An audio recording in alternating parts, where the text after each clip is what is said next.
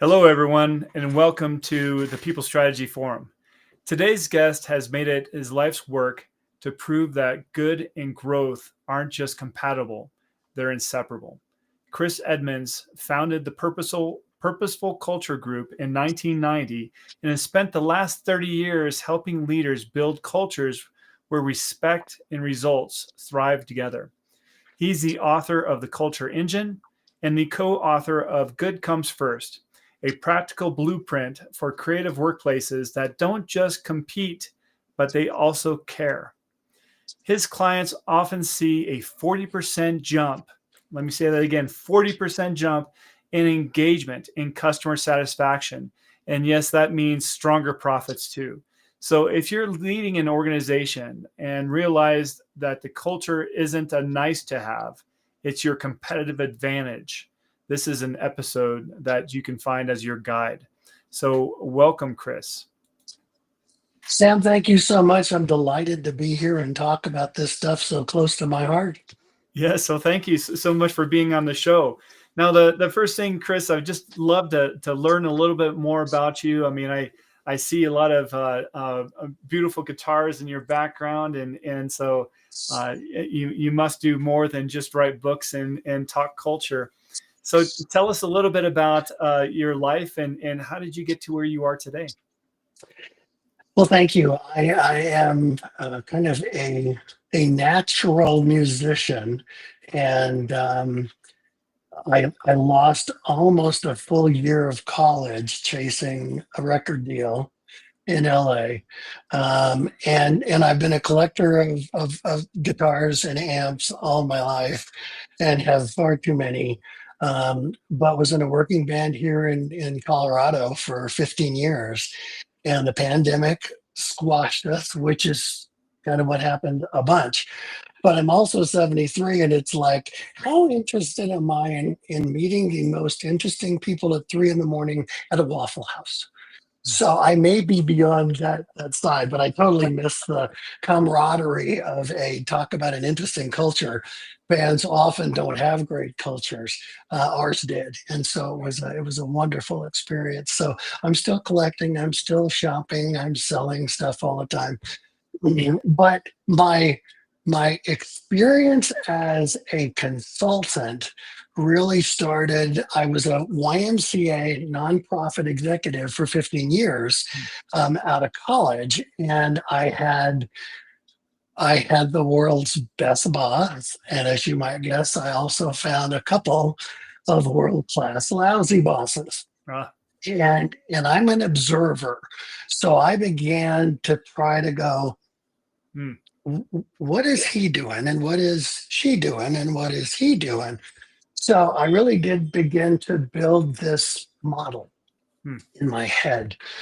And I was traveling around. I was training folks, so the facilitation gene was alive, and I began to really realize that training people in skills that make sense won't help if their culture doesn't support the use right. of those skills. So that began to germinate, and then after my YMCA days, I went to work for your nation's central bank, which was quite a different culture. Did that for about 3 years, and was invited to go work for Ken Blanchard. Oh, And so I was a internal senior consultant for Blanchard for 20 plus years, learned a lot, and also had that clarity of great materials, great solutions that don't fit the culture. They're just not going to get acted upon. So I began way back in the 90s, early 90s, with developing some of the models that we're going to talk about today. And what I found was most leaders have never experienced successful culture change, and even fewer have led them. hmm, So they just don't know. And the more industrial age command and control thinking prevails yeah. with leaders, the farther away they're going to get from paying attention. So what's it like to work in your work culture? So I began doing proactive culture work with Blanchard clients, which blossomed. And I've been doing pretty much steadily for the last 10 years this work exclusively. So it's fun. And as you and I have talked, um, clients often don't realize how the condition of their culture really impacts proactive problem solving, teamwork, cooperation, service. So it all focuses on a great culture can really solve a bunch of problems. Well, that's a great point that you just mentioned, because I think that some leaders are a bit blind to what's causing the issue, and so they may be witnessing their organization be a bit in a disarray. Their people aren't being accountable. They're not driving success. Performance management is down. The employee engagement survey is a mess, and and in some for some reason culture doesn't come into a lot of these minds. And so how do we make them more aware? Well, the idea is that, and we literally early on, 20 years ago, began, and it's a terrible, very Western thing, sports teams. Mm, And many of the leaders we were trying to um, influence were old white guys like me and like my colleague Mark Babbitt.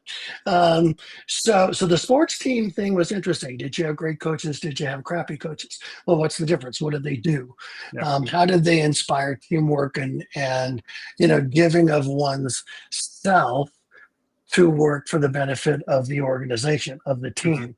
And that is partially why we got some traction. And it was the idea of you've never been trained to focus on the quality of the work environment, of the employee experience within your organization.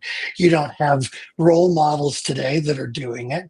You never learned it in MBA school. You never learned it in college, and may rarely have seen it throughout your career.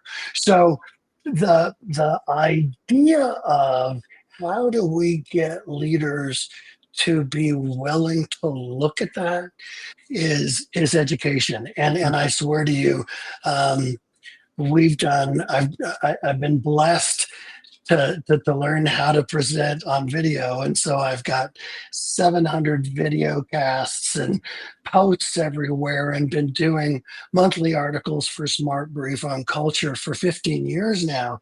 So and there's a lot more culture experts out there that are very, very talented. And we're all saying the same thing, which is if you do feel something lacking, Hmm. that, and the accountability word you used is huge. If you have a tendency to find yourself telling people to fix the same problems and you're telling them over and over again, that may not be a people problem as much as it's a culture problem. So Hmm. how are you going to make clear that people not only need to be accountable for results, but they need to be accountable for respect? Yeah. And that's what our whole process builds. Hmm. Well, let's dive into that a bit. So what are the first steps that you typically see in an organization that needs to take place for a culture to be to have a strong foundation and go through that change? Well, we have a three-phase process: Mhm. define, align, refine. And yes, it rhymes. Mm. And what's important is it's pretty simple, right? And so for leaders who've never been involved in change management, or seen change management work, this is the chronology of what we're going to do together. Um, and when we have leaders who come to us, they typically ask for our help because they know there's something wrong. There's Mm. something bent or broken in their work culture. And so we're able to say, good, before we really need to get into the define stage, we need to learn as much as we can about the condition of your Mhm. culture. So we do a discovery phase. And it's as simple as interviews with key leaders. We interview senior leaders, we interview next level leaders, and we try even to get into, project leads, informal leaders, frontline staff. And so we might interview 50 people Oh, over wow. the course of a couple of months, because it gives us, and different layers gives us a wonderful snapshot of how the culture is perceived by all of those levels. And then we present what is typically a rather large single spaced report. And then we do a debrief as part of our 2 day kickoff with senior leaders. And so we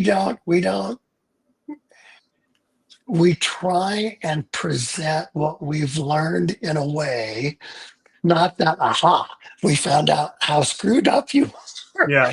but here's what people told us. And we typically get leaders say, "So did you discover this?" We asked your people. It's very simple, right? And we had one group that was um, pretty old school. And one of the things that was the consistent theme was the teasing is merciless. And they think it's funny. Hmm. And they're trying to be kind of friendly, but it just draws blood every time. And Oh, so we can't trust anything they do. We can't trust anything they say. And all of a sudden, here's this thing in black and white. And so that discovery phase is critically important because it gives us the ability to present information that is, in our view, undeniable, and hmm. that it's probably been, stuck in their craw for decades. So what that discovery does is it sets the stage for, okay, so you've got a culture. There's some things that work.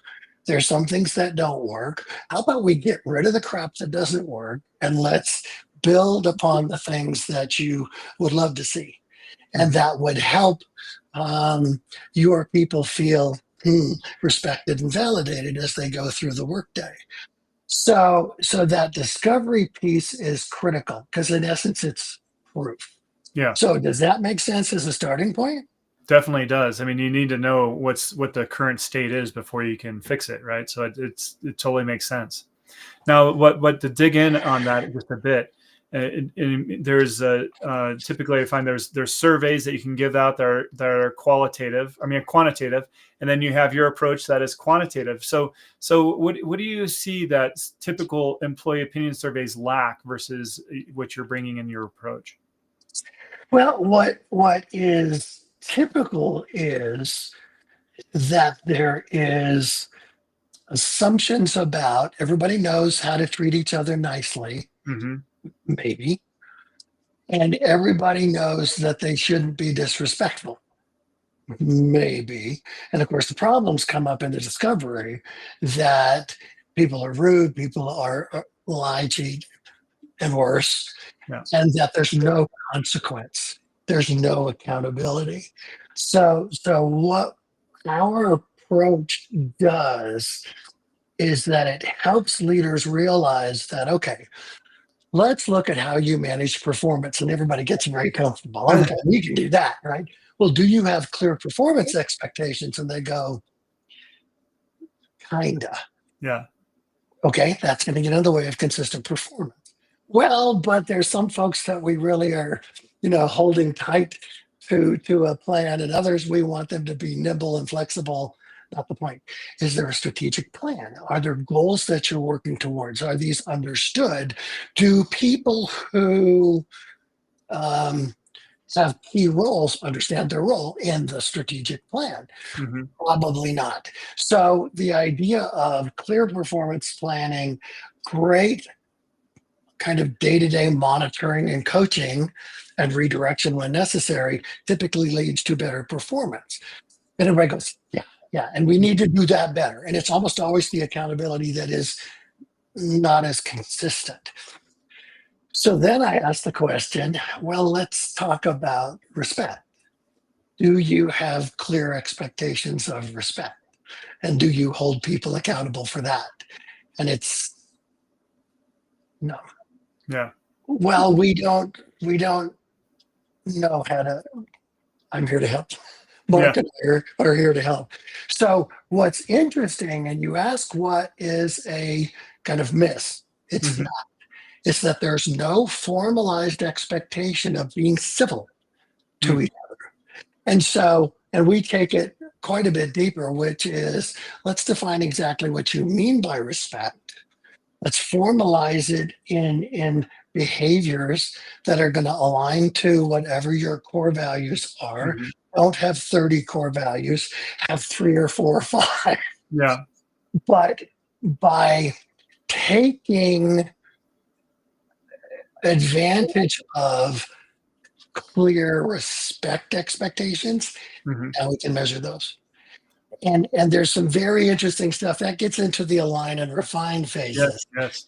But knowing that our process includes measurement Yeah. means that the define of valued behaviors needs to be very specific. They need to be observable, tangible, measurable. Right. And so let's get into that next phase, as you mentioned, the align. So now, as you've done through the define phases, is really understand the gaps that exist and what's going well, what's not going so well, and then jumping into that align phase. What does that look like? The align phase, typically, it's interesting because once we get the defined phase done, and in essence, we call this document of agreements with a servant purpose and values and behaviors and strategies and goals, an organizational constitution. And at least Western folks go, oh, I get that, right? We can go back to the Magna Carta if you want, but it's a formal document of your ideal culture. So well, then they say, so can we start to measure some of the people we think are not behaving well? No, we're going to actually measure you first. So formal leaders get measured first, but we wait about 6 months. And the reason for that is it leads to better alignment when people can see whether or not their bosses and senior leaders, any formal leaders, are taking this organizational constitution, these valued behaviors, seriously. Do they actually model them? Are they changing their behavior? Is respect becoming more an emphasis? Is it equally of emphasis with the respect? And that's hard to do for leaders. So, and during that time frame, yes, we guide leaders in defining their valued behaviors, but during that 6 months of you, now you've got to show up, you have to demonstrate these things. We're doing coaching. And we typically coach the executive team. We may coach individual leaders. The we can't open the door for them getting feedback.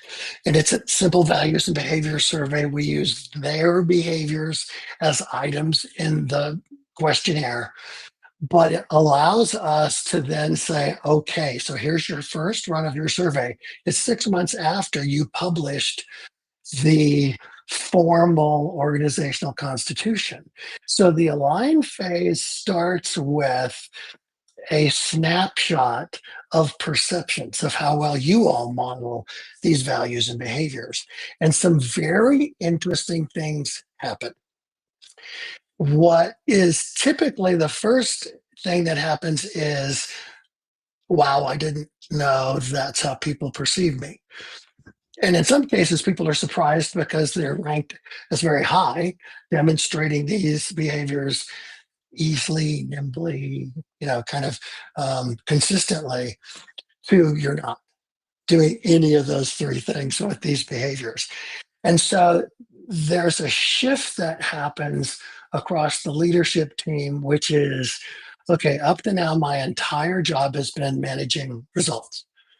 And now you're saying, I've got this other half of my job I have to do. Yeah. Right. And it's a burden. It's a lay on. It's more stuff to do. And yet, as leaders accept that and understand that, they realize that no one's going to model these behaviors if they don't.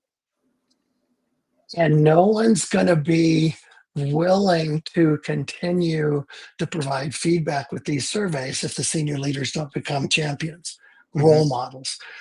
and that has to trickle down. Now so the alignment piece is people, Mm-hmm. policies, practices.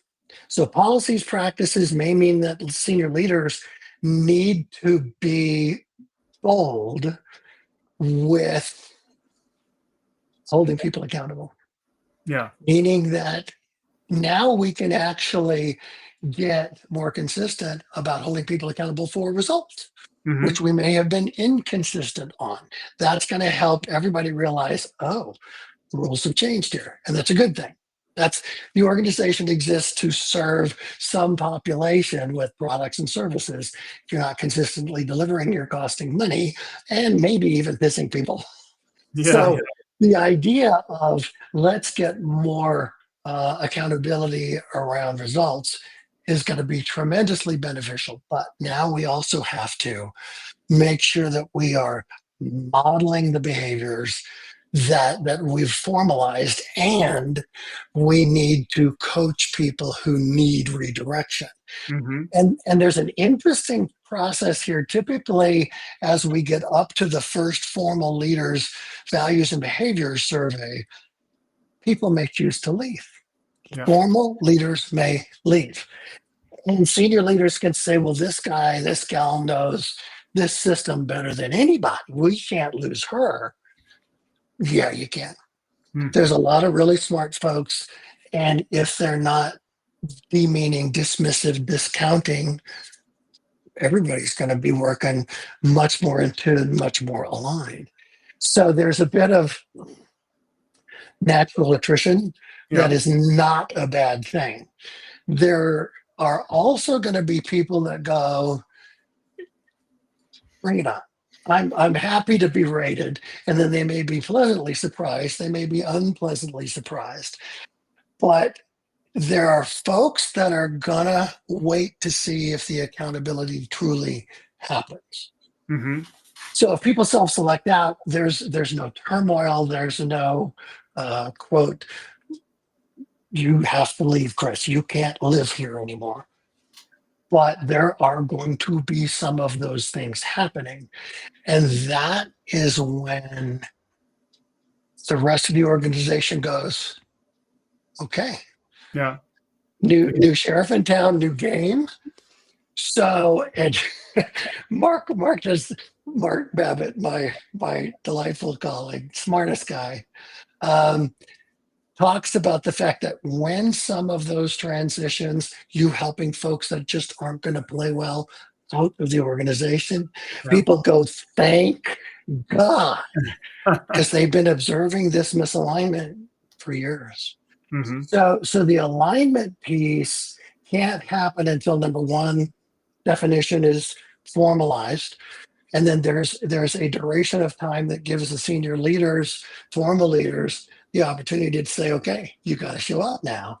And then there's that first run of the survey, and that really becomes the benchmark for, okay, this is how you all are seen by this population. Everybody has work to do. Yeah. So does that help? It does, but let me talk about one thing here that you mentioned. So I mean, it's normal to see if you're going through if you're having a culture problem in an organization, there's likely going to be some of those leaders and potentially employees that are toxic in the workplace, and that either go through attrition that they can see the writing on the wall and change is coming, and then others that we're asking to depart, right, because of the thing of their behavior or whatever. Now, what happens in a situation if we're talking about the core problem is the founder or a key stakeholder and an owner? And how does the talk track go there, Chris? Tell me, how do we crack that Yeah. nut? Now we're getting into the details. It is often a senior leader or at least very visible leader that can be most damaging to the culture and the organization's productivity because of their toxicity, because of their disrespect, discounting, demeaning, etc. And it's an interesting process because we will typically in discovery know exactly who is seen. They name names. Now, when we go into those interviews, we say nothing you say will be repeated verbatim. We're going to report out patterns and trends.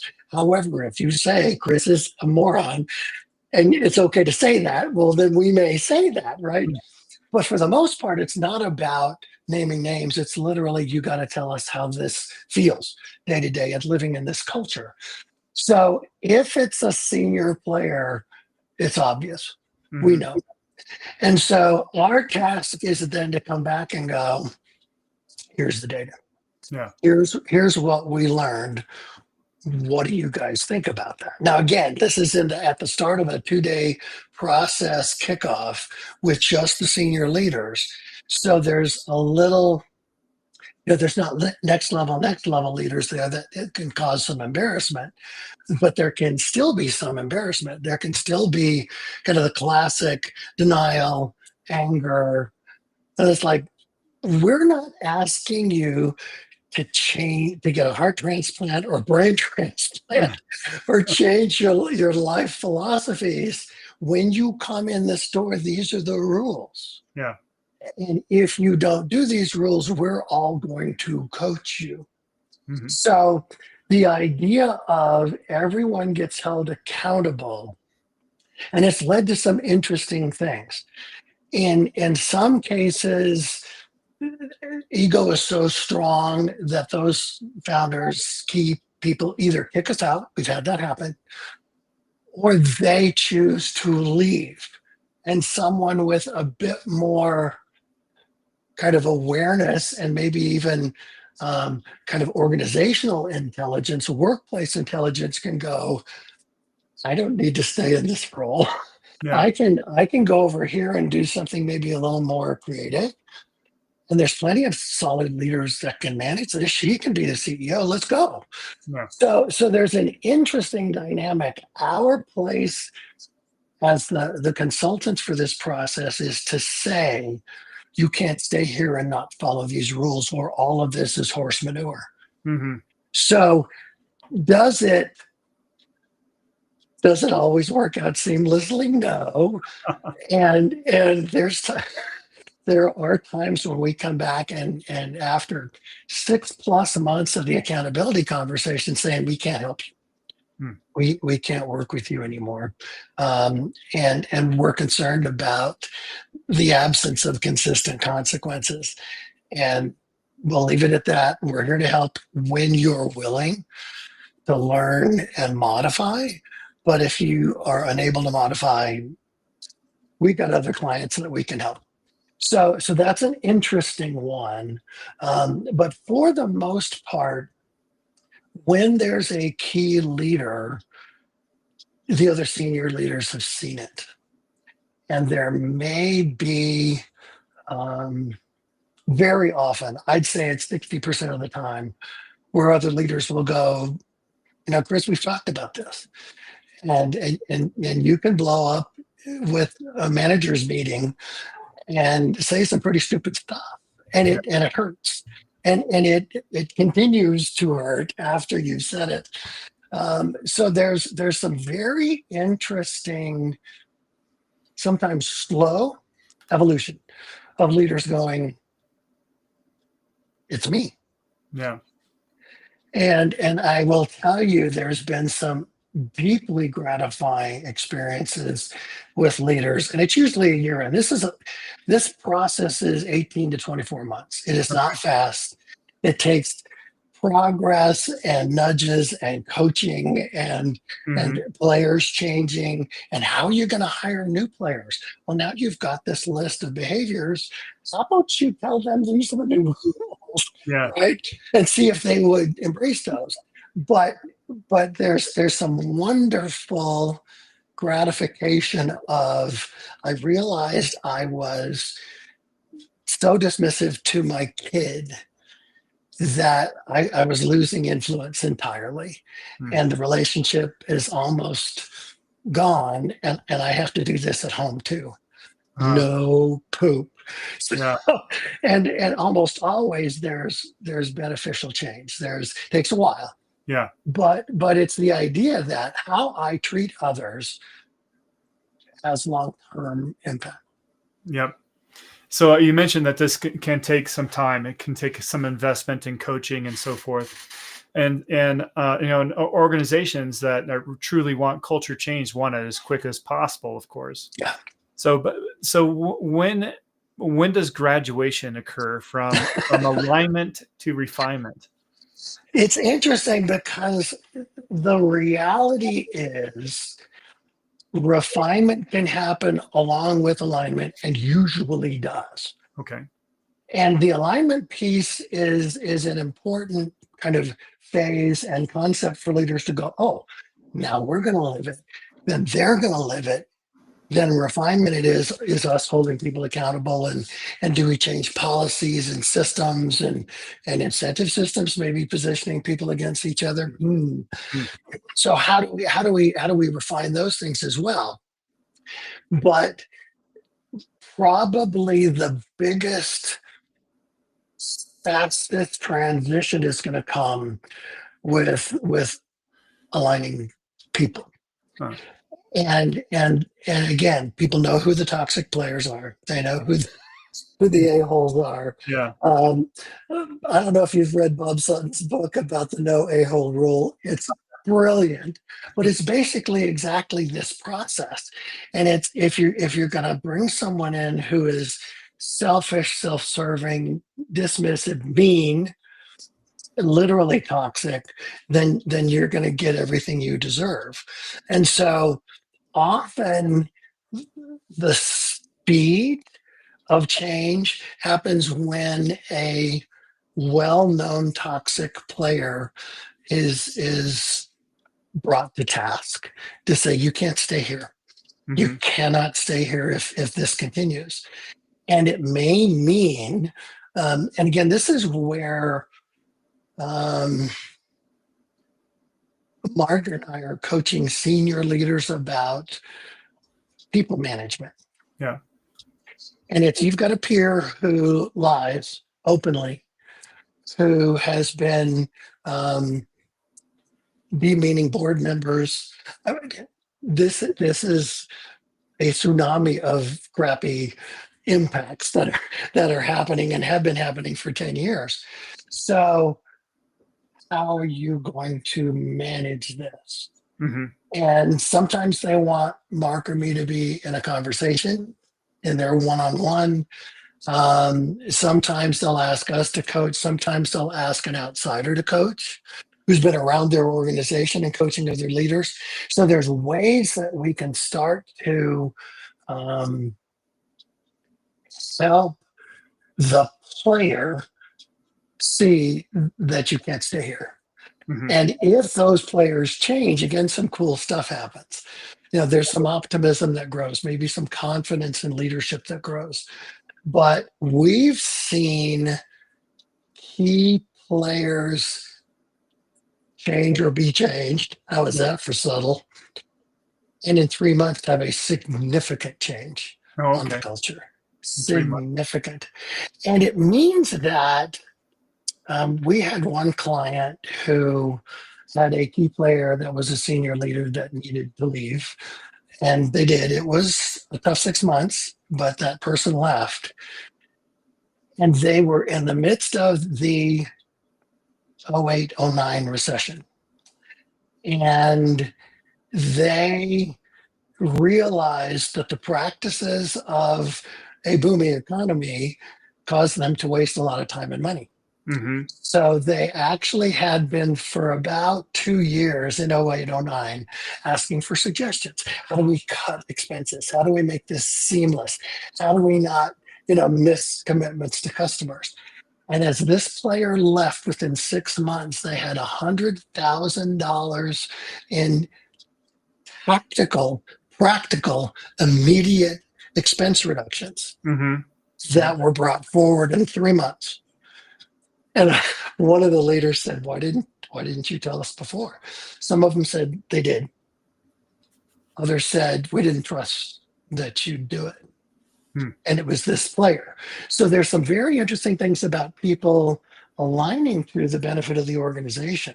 Everybody's thinking about stupid stuff that happens, but if it's not brought back with the intent of we can fix this, Yeah. and this would be a lot more fun if it wasn't so difficult to get Right. stuff done. So let's dive in a little bit more into the refinement phase, the final phase Yeah. of that. So one thing that's going on in the market right now, or the business climate, is change is accelerating. It's happening faster and faster. And we've just spoken about some clients that you've had that, of course, their culture is broken. They want to make it better. And then there's other situations where there may be a very strong organization that says, we like our culture. However, our business model is going to change. It's going to change because of, whatever supply chain or an artificial intelligence coming in, whatever it may be. But they're forced to make a change, which is going to disrupt the culture. So, what do we do in situations like that to refine the process to make it resilient to that new change in their business? Well, and what a great question. And what's interesting is that if a culture is bent or broken, it's not resilient. And it's not going to be able to nimbly move to people changing roles a bit or people letting go of long held skills because the software is different or the needs are different. So there is a benefit to having a purposeful, positive, productive culture because everyone sees literally the writing on the wall, as you mentioned earlier. And so they're much more willing to make changes themselves.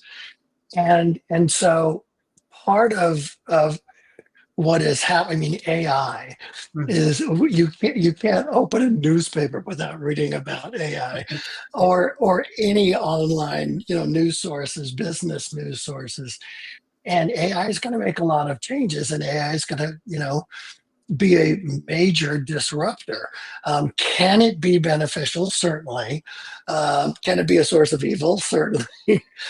But it's going to change business models, and it would be better if you've got a culture where people are going to buy in and be Mhm. interested and set aside old skills and embrace new ones.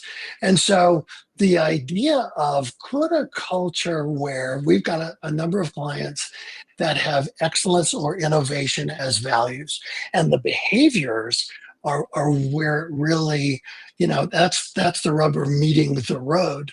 And the behaviors have to be cooperative, learning new stuff, failing and coming back and reported. Gary Ridge at WD-40, who led a remarkable culture in WD-40 company, they had a philosophy called learning moments. Mm. And it was you screw up, you come back and you tell everybody that might face a similar thing.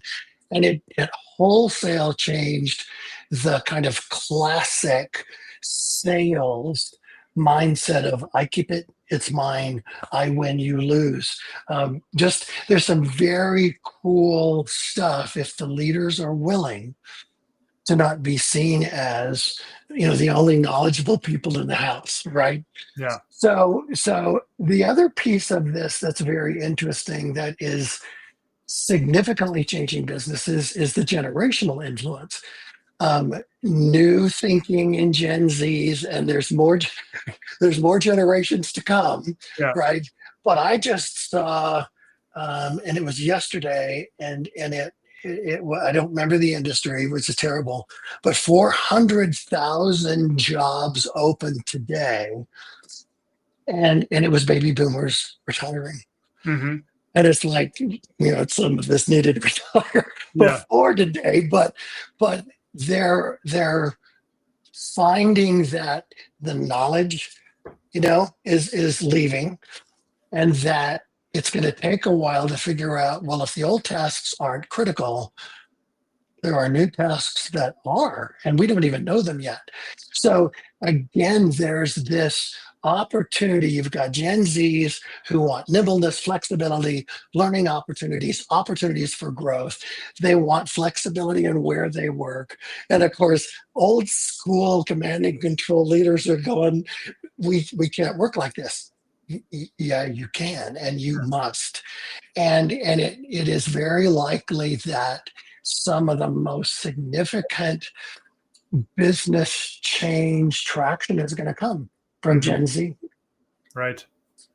Well, thank you so much, Chris. It's been a great conversation. But before we conclude today, I'd just like, if there's, what are the top things that you want to leave our listeners thinking about here based on our conversation? What are the most impactful things that you can say there? Well, I hope that we've been able to convince you all that respect is important and respect needs to be on the same pillar as results. And there's a lot of work involved in doing that well. But it can be as simple if you are a team lead and you're not in charge of the broader office or division or organization, you can make rules, ground rules, that are about respect. I keep my promises. When there's an issue, I go directly to that person and resolved it. You can take some of these behaviors, which are in Good Comes First and the Culture Engine, our books, and be able to create ground rules that could possibly move more towards a purposeful, positive, productive team. And that can have significant benefits on people's sanity, on people's proactive problem solving, et cetera. So you don't have to wait for a broader organizational project slash implementation. More importantly, we live in distinctly uncivil times, Mhm. and it's difficult. Summertime's coming, so families are going to visit each other, and it's like, we can't talk about X when so and so comes to visit, Yeah. right? And it's just a very vicious dynamic. And the reality is, we're all we've got, and humans prefer having social connections that reinforce and Mhm. validate them. And you can do that, even if it's just you in your friendship group, in your workplace. Mark calls it "Don't be a dick," which is certainly memorable. But there's a lot of frustrating experiences people have Yeah. inside and outside the workplace, and there's nothing more needed today than civility, respect, and validation. Right. Well, thank you, Chris. I know lot of our leaders right now are saying, "Well, geez, I gotta talk to Chris more. I gotta ring up Chris and Mark and get this culture back on track." What is the best way for them to get a hold of you and learn more about your concepts? We are at goodcomesfirst.com. We're both very active on LinkedIn, but goodcomesfirst.com is probably the best place. There's a cool contact form. There's our email addresses, and we'd be delighted to speak with you, learn about what your interesting culture quirks are, and talk about how we might be able to help. Perfect. Thank you so much, Chris, for your time today. And for those listening in to the People Strategy Forum, we'll see you next week. If you enjoyed this video, please go down and like and subscribe on YouTube, and we'll bring some more great content. All right. Thank you so much, Chris. You take care. Have a wonderful summer. Sam,